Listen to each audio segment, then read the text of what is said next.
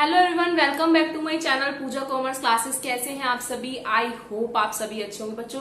जैसा कि आप सभी जानते हो, हमने अपना मैक्रो इकोनॉमिक्स पूरा कंप्लीट कर लिया है और आप सभी की डिमांड थी कि मैम आप माइक्रो इकोनॉमिक्स भी कराइए अगर आपने मैक्रो इकोनॉमिक्स कंप्लीट करा दिया है, क्योंकि हमारे एग्जाम में अभी भी माइक्रो इकोनॉमिक्स ही आ रहा है। तो आज की वीडियो क्लास 11 सीबीएसई बोर्ड के लिए हेल्पफुल है और जिनके बोर्ड एग्जाम में अभी 12th क्लास में माइक्रो इकोनॉमिक्स आ रहा है उनके लिए भी आज की वीडियो काफी हेल्पफुल है। तो स्टार्ट करते हैं अपना माइक्रो इकोनॉमिक्स से चैप्टर फर्स्ट, इंट्रोडक्शन। तो बच्चों, सबसे पहले इकोनॉमिक्स पढ़ने से पहले हमें पता होना चाहिए कि इकोनॉमी होता क्या है। अब आपने मैक्रो भी पढ़ लिया, तो अब मैक्रो हम यहाँ पे मैक्रो को नहीं लेंगे, क्योंकि अभी ये वीडियो 11th के स्टूडेंट भी वॉच कर रहे हैं तो उन्हें अभी मैक्रो का नहीं पता है। तो हम नॉर्मली ऐसा लेके चलते हैं कि आज से ही हमने इकोनॉमिक्स पढ़ना स्टार्ट करा है। तो जो इकोनॉमी होती है हमारी सराउंडिंग, जैसे आपने सुना होगा इंडिया की इकोनॉमी, ऑस्ट्रेलिया की इकोनॉमी, यूएस की इकोनॉमी, कहीं की भी इकोनॉमी है हमारी। तो नॉर्मली क्या होगा, ये इकोनॉमी वर्ड हम सुनते हैं। तो इकोनॉमी होती क्या है? इकोनॉमी होती है हमारी सराउंडिंग, जिसमें हम रह रहे हैं, जहां पर हम बिजनेस कर रहे हैं और वहीं की रिसोर्सेज को यूज करके हम सब कुछ कर रहे हैं। तो वो ही हमारी इकोनॉमी होती है। तो इकोनॉमी क्या करती है, हमें एक तरह से काम देती है और वहीं से ही हम क्या करते हैं, अपना अर्न करते हैं और अपनी जिंदगी को जीते हैं। तो उसी को हम इकोनॉमी बोलते हैं। तो बच्चों देख सकते हैं डेफिनेशन से इकोनॉमी की, an economy is a system. Economy एक हमारा ऐसा सिस्टम है which provide people means to work, जो पीपल को क्या प्रोवाइड करती है, एक वर्क प्रोवाइड करती है, जिसमें रह के ही, एक इकोनॉमी के अंदर रह के ही एक जो पीपल है, जो पर्सन है, जो ह्यूमन बीइंग है, उनको क्या मिलता है, काम मिलता है, एंड अर्न देयर लिविंग, और उसी से क्या कर पाते हैं, वो अपनी जिंदगी को चला पाते हैं। मान लो आप बिजनेस करना चाहते हैं, तो आप बिजनेस कहाँ पर करते हैं बच्चों? आप बिजनेस जो करते हैं वो इकोनॉमी के अंदर रह के ही तो करते हैं, वहीं का रिसोर्सेज आप यूज करते हैं। तो इकोनॉमी ही आपको एक काम दे रहा है, उसी से आप अर्न करेंगे और अपनी जिंदगी को जिएंगे। तो वही होती है आपकी इकोनॉमी। आई होप आपको इकोनॉमी क्लियर हुआ होगा। अब बच्चों, अब समझते हैं स्कैरसिटी क्या होता है। बच्चों, स्कैरसिटी का मतलब होता है कमी। क्या कहेंगे हम? कमी। कमी क्या होगी? कमी का मतलब है कि जो डिमांड है, जो वांट है हमारी सबकी, वो तो ज्यादा है, बट जो हमारे सामने रिसोर्सेज है वो हमारी कम है। तो रिसोर्सेज की कमी को हम क्या कह देते हैं? स्कैरसिटी ऑफ रिसोर्सेज बोल देते हैं। तो इसकी डेफिनेशन में क्या लिखा है? It refers to a situation want exceed, मतलब जो हमारी वांट है, एक तरह से हम कह सकते हैं हमारी डिमांड जो है वो हमारी ज्यादा है, किससे? अवेलेबल रिसोर्सेज, मतलब हमारी रिसोर्सेज से हमारी जो डिमांड है वो हमारी ग्रेटर हो जाती है। तो इसको क्या बोल देते हैं हम? स्कैरसिटी ऑफ रिसोर्सेज बोल देते हैं। तो सिंपल है, स्कैरसिटी वर्ड को आप याद रखेंगे, किसी चीज की कमी होना क्या कहलाता है? स्कैरसिटी होता है। तो आइए बच्चों, अब देखते हैं, आपने इकोनॉमी भी समझ लिया और समझ लिया कि क्या कमी आती है। तो अब हम समझते हैं इकोनॉमी प्रॉब्लम क्या होगी। अब इकोनॉमी में कुछ ना कुछ प्रॉब्लम तो आएंगी ही। तो इकोनॉमी प्रॉब्लम क्या होता है बच्चों? इकोनॉमी प्रॉब्लम यही है कि नॉर्मली क्या होता है, जो सब चीजें हैं हमारे पास, रिसोर्सेज हैं, रिसोर्सेज के यूज तो बहुत सारे हैं, बट उनका हम लिमिटेड ही यूज कर सकते हैं। अल्टरनेटिव यूज होते हैं बट लिमिटेड यूज कर सकते हैं। ये एक प्रॉब्लम है बहुत बड़ी। आई होप आपको अभी ये क्लियर नहीं होगा, लग रहा होगा मैम कह क्या रही है, कुछ समझ ही नहीं आ रहा है। आइए देखिए, ये एक लैंड है। क्या है ये आपकी? ये आपकी एक लैंड है। अब आपके पास बहुत सारी चॉइस है कि आप इससे क्या करेंगे। अब आपका मन है कि आप इस पे अपनी फैक्ट्री बनाएं। अब आपका मन है इस पे अपना हाउस, अपना घर बनाएं। अब आपका मन है आप इससे टेम्पल बनाएं। अब आपका मन है आप इसे रेंट पे दें। तो यूज, इस लैंड का यूज कितना सारा है, बहुत यूज हो सकता है। मतलब इस लैंड पे आप क्या कर सकते हैं? आप एग्रीकल्चर भी करना चाहते हैं, नॉर्मली यूजेस तो इसके कितने सारे हैं, बट आप इस पे इतना सारा काम नहीं कर सकते, आप लिमिटेड ही कर सकते हैं। अगर आपको एग्रीकल्चर करना है तो आप एग्रीकल्चर करेंगे, या फिर अगर आपको घर बनाना है तो आप घर बनाएंगे, या फिर आप फैक्ट्री ओपन करेंगे, या फिर आप टेम्पल बनाएंगे। जो भी आप करना चाहेंगे एक काम कर सकते हैं, बट इसका यूजेस कितने सारे हैं कि सभी काम इस पे हो सकता है। तो यही हमारी इकोनॉमी की सबसे बड़ी प्रॉब्लम है कि हमारा जो भी रिसोर्सेज हैं उनके जो यूजेस हैं वो अल्टरनेटिव हैं, बट यूज हम उनका लिमिटेड ही कर सकते हैं। अब मान लीजिए आप, कुछ बच्चों के माइंड में आ रहा होगा, हमारे माइंड में भी आया था कि मैम ऐसा ना करें, जो लैंड है इसको ऐसे ही कुछ पार्ट्स में डिवाइड कर दो, सब काम कर लेंगे। बट यहाँ पे हमें इतना लेके चल रहे हैं, मान के चलिए लैंड आपके पास इतनी ही है कि आप एक घर ही बना सकते हैं उससे, आपके पास इतनी ही है कि आप उसमें थोड़ा सा एग्रीकल्चर ही कर सकते हैं। ये तो एग्जाम्पल में दे दिया है आपको।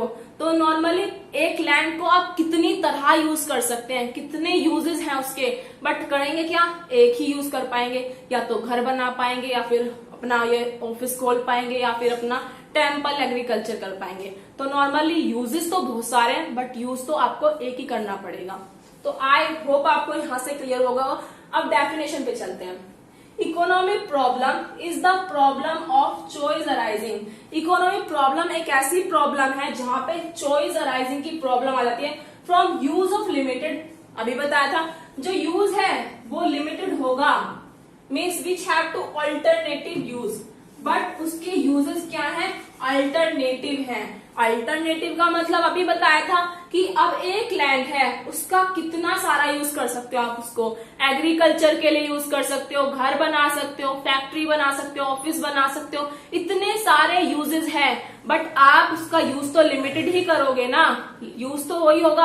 अगर आपको घर बनाना तो आप घर ही बनाओगे उस पर, एग्रीकल्चर करना है तो एग्रीकल्चर ही करोगे, बट आप एक ही यूज कर पाओगे उसका, बट यूजेस के बहुत सारे हैं। यही हमारी प्रॉब्लम होती है, इकोनॉमी प्रॉब्लम। आई होप आपको ये क्लियर हुआ होगा। अब समझते हैं जिससे हमारी इकोनॉमिक प्रॉब्लम हुई है इसके कारण क्या हैं। अब जैसे इकोनॉमिक प्रॉब्लम है, क्यों हो रही है ये प्रॉब्लम, क्या रीजन है इस प्रॉब्लम को होने का, तो इकोनॉमिक प्रॉब्लम का कारण हमारा बन जाता है अनलिमिटेड ह्यूमन वांट्स।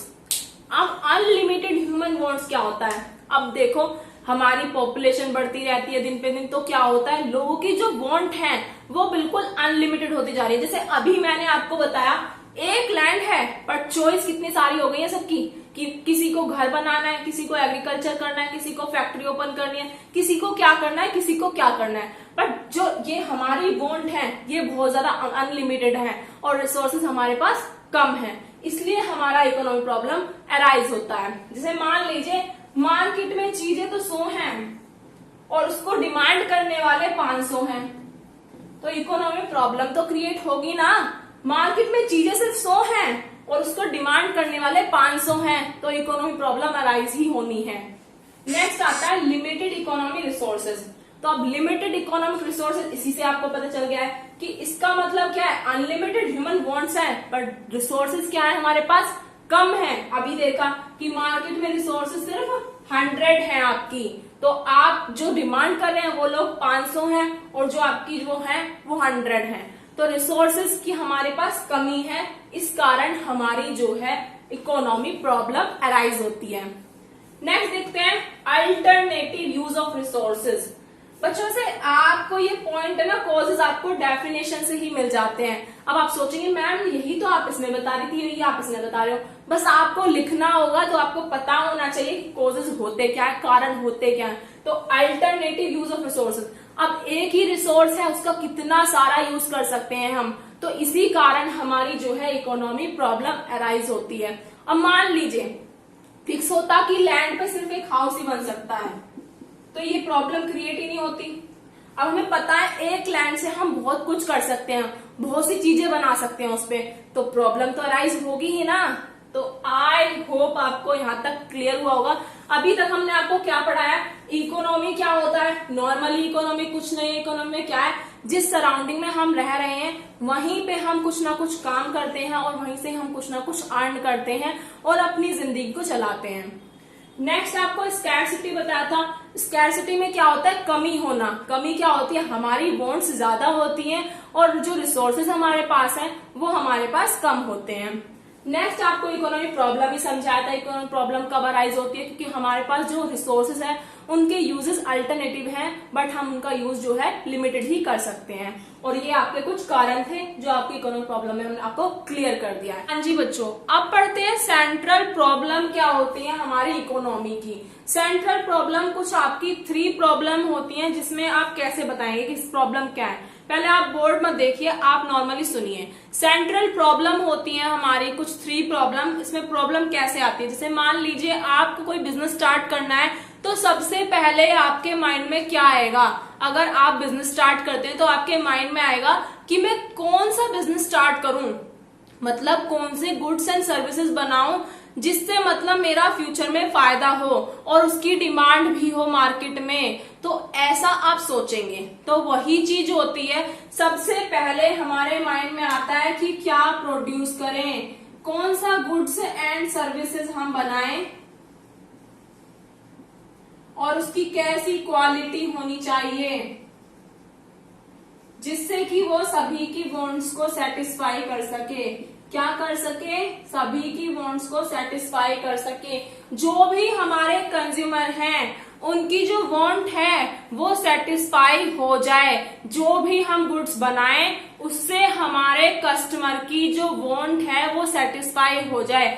ऐसा क्या गुड्स बनाएं, तो ये प्रॉब्लम आती है। हमें सोचना पड़ता है कि किसकी डिमांड कंज्यूमर ज्यादा करेगा और कैसी क्वांटिटी वो प्रिफर करेगा। तो वो चीज हमें यहाँ पे सोचनी पड़ती है व्हाट टू प्रोड्यूस में। तो आई होप आपको समझ आया होगा व्हाट टू प्रोड्यूस में होता क्या है। नॉर्मली कुछ नहीं है, पहले हम ये सोचते हैं कि हमें क्या प्रोड्यूस करना है, क्या गुड्स एंड सर्विसेज बनाने हैं और क्या उसकी क्वांटिटी रखनी है जिससे कि जो हमारे कस्टमर हैं उनकी जो वांट है वो सेटिस्फाई हो जाए। तो आई होप क्लियर होगा। अब नेक्स्ट देखते हैं हाउ टू प्रोड्यूस। अब आपने सोच लिया, मान लीजिए आपने सोचा कि हम शूज का प्रोडक्शन करेंगे। मान लीजिए कोई कुछ भी सोच सकता है, जिसका जो मन हो बिजनेस करने का वो सोच लो।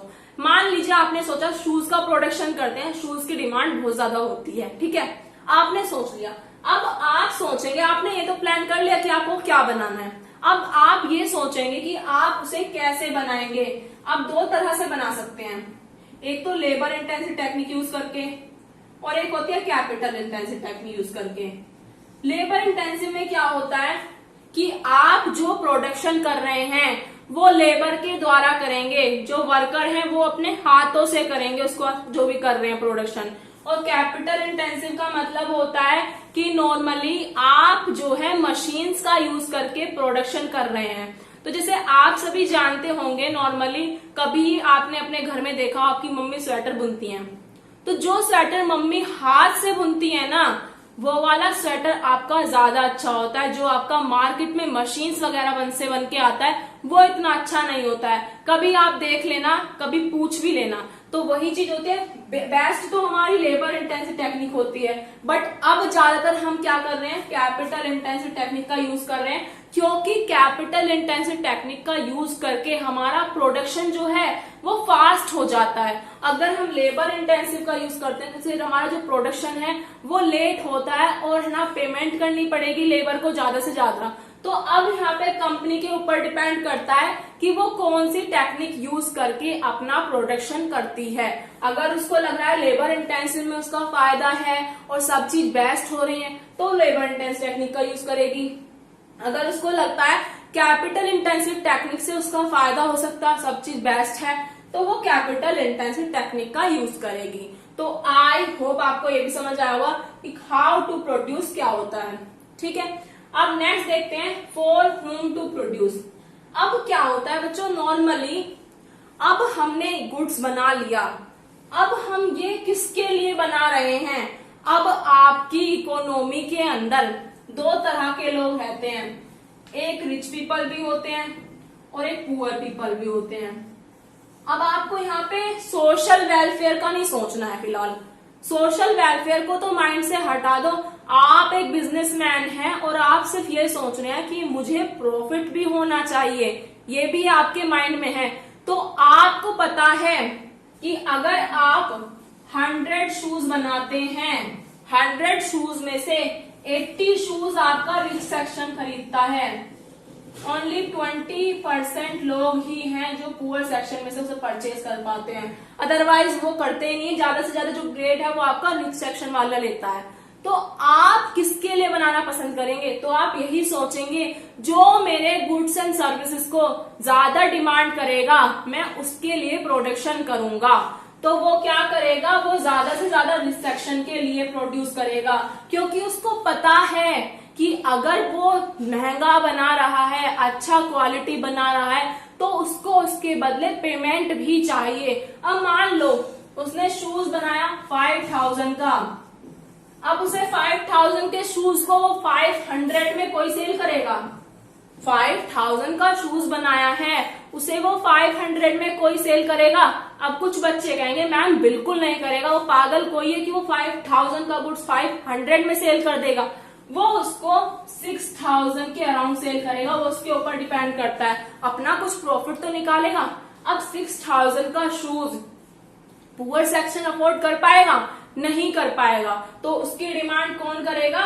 रिच सेक्शन करेगा। तो जो हमारा बिजनेसमैन है वो उसी के लिए गुड्स बनाता है जो इसके गुड्स की डिमांड ज्यादा करता है। तो यही 3 प्रॉब्लम हमारी आ जाती हैं, central problem of an economy. I hope आपको तीनों क्लियर होंगे। नॉर्मली फर्स्ट में था व्हाट टू प्रोड्यूस, क्या प्रोड्यूस करें, क्या गुड्स एंड सर्विस प्रोड्यूस करें जिसकी डिमांड भी हो और कंज्यूमर सेटिस्फाई भी हो। नेक्स्ट है हाउ टू प्रोड्यूस, कैसे प्रोड्यूस करें, लेबर इंटेंसिव टेक्निक को लें या कैपिटल इंटेंसिव टेक्निक को लें, जो बेस्ट होगा उसको यूज करेंगे। नेक्स्ट होता है whom to produce. Whom to produce में किसके लिए कर रहे हैं हम? जो हमारे गुड्स की डिमांड करता है उसी के लिए हम प्रोड्यूस करेंगे, जिससे हमें थोड़ा प्रॉफिट भी हो सके।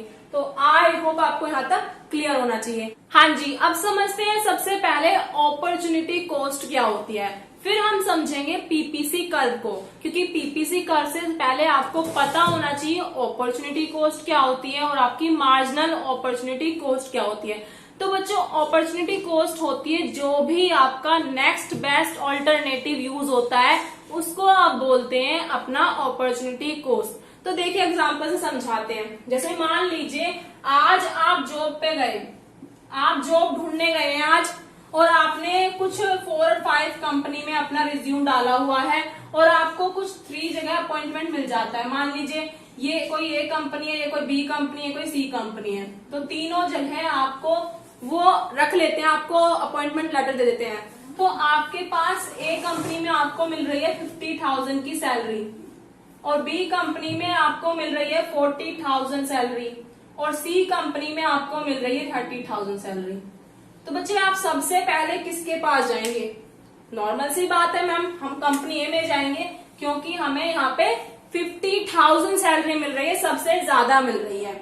अब बच्चों मान लो अब आपके पास ऑप्शन है, अगर आपको यहाँ का काम अच्छा नहीं लगा, कुछ नहीं लगा, तो आपके पास नेक्स्ट ऑप्शन कौन सा होगा? 30,000 होगा या 40,000 होगा? तो सभी बच्चे बोलेंगे कि मैम हमारे पास ऑप्शन होगा कंपनी बी का। तो यही क्या होती है? आपकी अपॉर्चुनिटी कॉस्ट होती है, जो आपका नेक्स्ट बेस्ट होता है। तो नेक्स्ट ऑल्टरनेटिव आपके लिए बेस्ट कौन सा है? 40,000 वाला आपके लिए बेस्ट है। तो इसे आप क्या कहेंगे? अपनी अपॉर्चुनिटी कॉस्ट कहेंगे। तो आइए डेफिनेशन देखते हैं। Is the cost next best alternative use. आपको इसके लिए यही लाइन याद रखनी है, नेक्स्ट बेस्ट ऑल्टरनेटिव यूज ही होता है हमारा अपॉर्चुनिटी कॉस्ट। और आप अपने एग्जाम में इसके लिए एग्जाम्पल दे सकते हैं जो मैंने आपको बताया है। तो आइए अब देखते हैं मार्जिनल अपॉर्चुनिटी कॉस्ट क्या होती है। अब जो मार्जिनल अपॉर्चुनिटी कॉस्ट का मतलब होता है जब एक गुड्स दूसरे गुड्स के लिए एक गुड्स को सैक्रिफाइस करना पड़ता है। मान लीजिए आपके पास गुड्स ए है और गुड्स बी है, बी के गुड्स को बढ़ाने के लिए ए को सैक्रिफाइस करना पड़ेगा, तो वही हमारा होता है मार्जिनल अपॉर्चुनिटी कॉस्ट। तो देखिए it is the amount of one commodity, क्या होता है? It is the amount of one commodity that is to be sacrifice. उसको सैक्रिफाइस करना पड़ता है, एक कमोडिटी को सैक्रिफाइस करना पड़ता है, किस लिए? Increase the production of other commodity. किस लिए? दूसरे प्रोडक्शन को इंक्रीज करने के लिए, दूसरी कमोडिटी के प्रोडक्शन को इंक्रीज करने के लिए एक कमोडिटी को सैक्रिफाइस करना पड़ता है, उसको ही हम कहते हैं मार्जिनल अपॉर्चुनिटी कॉस्ट। अभी हम डायग्राम समझेंगे तो आपको पीपीसी कर्व में क्लियर हो जाएगा। तो अब आते हैं अपना पीपीसी कर्व पे। बच्चों पीपीसी कर्व जो होता है वो आपका एक अजम्पशन बेस होता है, ये रियलिटी नहीं है। आपको इसमें अज्यूम करके चलना है। क्या अज्यूम करके चलना है मैम? आपको अज्यूम करना है कि आप सिर्फ 2 गुड्स को प्रोड्यूस कर रहे हैं। अब आप कहेंगे मैम ऐसा तो बिल्कुल भी नहीं हो सकता, हमारे यहाँ तो हजारों गुड्स बनते हैं। तो इसलिए ही कहा है आपको इसमें एज्यूम करके चलना है।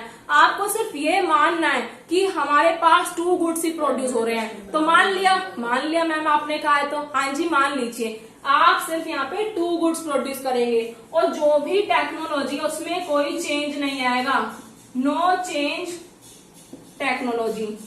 तो अब आप बोलेंगे मैम ऐसा तो हो ही नहीं सकता, टेक्नोलॉजी तो दिन पर दिन बदलती रहती है। हाँ जी बदलती रहती है, बट हमें यहाँ पे क्या करना है? एज्यूम करके चलना है। हमें मानना है कि हाँ टेक्नोलॉजी में भी कोई चेंज नहीं आ रहा है और हमारा जो गुड्स है वो भी 2 ही गुड्स प्रोड्यूस करेंगे, तो उससे हमारा पीपीसी कर्व बनता है। वो कैसे बनेगा? देखिए मान लीजिए प्रोडक्शन हो रहा है हमारा ऐसा कुछ।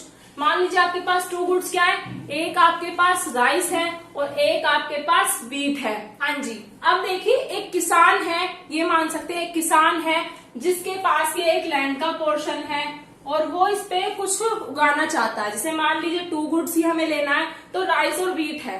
तो राइस पहले उसने बिल्कुल नहीं उगाया, उसने क्या उगाया? व्हीट उगाया। व्हीट उसका कुछ 15 हुआ। तो बाद में क्या हुआ? उनके बच्चों ने कहा कि हमें राइस की भी डिमांड की, तो अब उन्होंने क्या कहा, चलो राइस वो भी उगाते हैं। अब उससे क्या हुआ? व्हीट की डिमांड कम हो जाएगी क्योंकि उनकी डिमांड बढ़ी है, पर उनके पास जो लैंड है वो तो वही है ना। तो अब या तो इस पे व्हीट उग सकता है या फिर राइस उग सकता है, या फिर दोनों को कम कम करके हम उगा सकते हैं। तो हमने 1 राइस उगा दिया और 14 व्हीट उगा दिया। अब क्या हुआ? अब फिर से सबको राइस ज्यादा पसंद आने लगा, तो अब क्या हुआ? राइस की डिमांड ज्यादा हो रही है, तो राइस को बढ़ा के व्हीट को फिर से हमने कम कर दिया। अब फिर से राइस की डिमांड बढ़ रही है, तो मतलब राइस तो बढ़ता जा रहा है, उसकी जगह क्या हो रहा है? व्हीट कम होता जा रहा है। क्योंकि अगर हमें राइस की डिमांड को बढ़ाना होगा तो हमें व्हीट की डिमांड को कम करना होगा, तभी हम इस लैंड पे दोनों को उगा सकते हैं। तो यही चीज आपको पीपीसी कर्व में दिखाते हैं कि 2 गुड्स होते हैं जिसमें से एक गुड्स दूसरे गुड्स के अकॉर्डिंग सैक्रिफाइस करता है। अब यहाँ पे राइस इंक्रीज हो रहा है और व्हीट को क्या करना पड़ रहा है? सैक्रिफाइस करना पड़ रहा है। तो यही चीज हमने कहाँ पढ़ी थी अभी? मैम आपने अभी पढ़ाया था मार्जिनल अपॉर्चुनिटी कॉस्ट में, कुछ इस तरह से ही बता रही थी आप। हाँ जी, हमने आपको बताया था कि मार्जिनल अपॉर्चुनिटी कॉस्ट में क्या होता है कि जो एक गुड है, एक कमोडिटी है, उसको सैक्रिफाइस करना पड़ता है अदर कमोडिटी को इंक्रीज करने के लिए। तो वही हमारा मार्जिनल अपॉर्चुनिटी कॉस्ट का फॉर्मूला निकल जाता है आपका change in loss of output और change in gain of output. वो कैसे मैम? देखिए यहाँ पे मार्जिनल अपॉर्चुनिटी कॉस्ट करिए बच्चों से। नॉर्मल देखिए आपका जो चेंज इन लॉस, लॉस का मतलब है कम होने वाला। अब देखिए व्हीट है जो हमारा कम हो रहा है, तो कितने का लॉस हो रहा है? अब देखिए 15 से 14 पे जाने के बाद कितने का लॉस हुआ? 1 का लॉस हुआ है। और नॉर्मली 0 से 1 पे जाने के लिए कितने का गेन हुआ है? 1 का गेन हुआ है। तो आंसर क्या आ गया? 1 आ गया। और स्टार्टिंग में तो हमारे पास कुछ है ही नहीं, तो हमने डैश लगा दिया। बाद में क्या हुआ? दोबारा से हमारा 14 से 12 पे जाने के लिए 2 का लॉस हुआ, तो हमने 2 लिख दिया। और 1 से 2 पे जाने के लिए हमारा 1 का लॉस होगा, तो यहाँ पे आपका 1 आएगा। यहाँ पे आपका लॉस हुआ 3 का और यहाँ पे आपका लॉस आएगा 1 का लॉस आएगा। यहाँ पे आपका लॉस हुआ 4 का और यहाँ पे आपका 1 का लॉस आएगा। तो सिंपल आपका जो चार्ट है ये बन जाएगा। नॉर्मली आपका जो मार्जिनल अपॉर्चुनिटी कॉस्ट है, जो एक कर्व बनेगा, ये पूरा आपका इंक्रीज हो रहा है। तो इससे पता चलता है कि जो आपकी शेप बनेगी, आपके जो पीपीसी कर्व की शेप होगी, वो आपकी कॉनकेव शेप होगी। वो कैसे मैम? अभी दिखाते हैं। आई थिंक आपको शेड्यूल बिल्कुल क्लियर हुआ हुआ होगा शेड्यूल में कुछ भी नहीं है, आपको सिर्फ चेंज निकालना है और फॉर्मूला आपके पास है change in loss of output और change in gain in output. इससे आपका मार्जिनल अपॉर्चुनिटी कॉस्ट फाइंड हो जाएगा। तो अब हम देखते हैं जो हमने शेड्यूल बनाया है, अगर इसे हम ग्राफ पे रिप्रेजेंट करते हैं तो हमारी कैसी शेप बनती है। तो आइए देखिए, नॉर्मली आप अपना एक्स एक्सिस मान लीजिए, आपका राइस है यहाँ पे और ये आपका इधर व्हीट है, और आपने ऐसे मेजरमेंट कर देना है जैसे जैसे आपको इसमें डिजिट दी हुई है। तो अब देखिए, जब आपका व्हीट 15 था तो आपका राइस 0 था, तो यहाँ पे कोई पॉइंट नहीं लगाएंगे।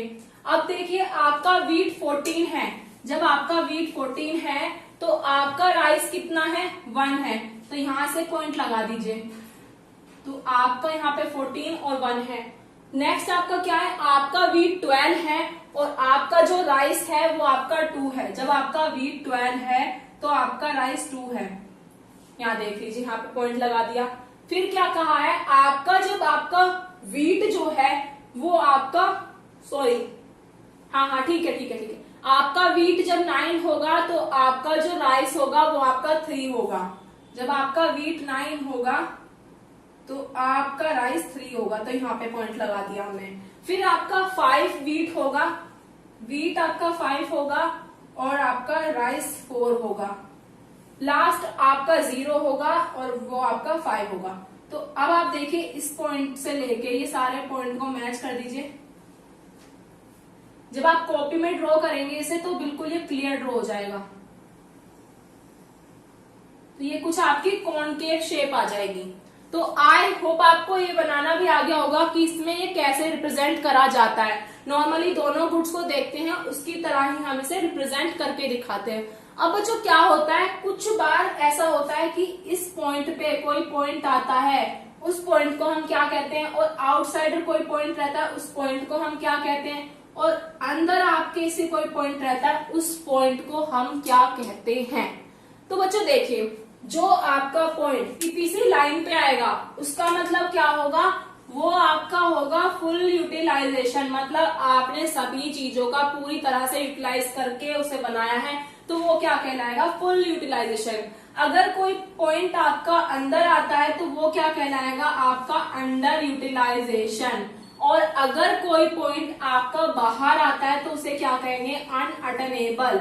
अनअटेनेबल का मतलब यहाँ पर है कि वो बन नहीं सकता, आपके पास इतना रिसोर्सेज नहीं है कि आप उसे बना दें। तो आई होप आपको इतना क्लियर हुआ होगा।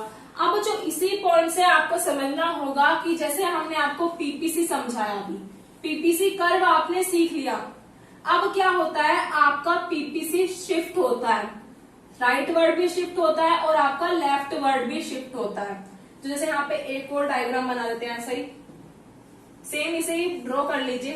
तो बच्चों देखिए, अगर आपका पीपीसी लेफ्ट वर्ड शिफ्ट होता है, मतलब लेफ्ट वर्ड का मतलब है आपका नीचे जा रहा है, इस तरह से शिफ्ट हो रहा है, तो इसका मतलब क्या होगा। और ऐसे ही आपका पीपीसी राइट वर्ड शिफ्ट हो रहा है, मतलब आपका आगे जा रहा है, तो इसका मतलब क्या होगा।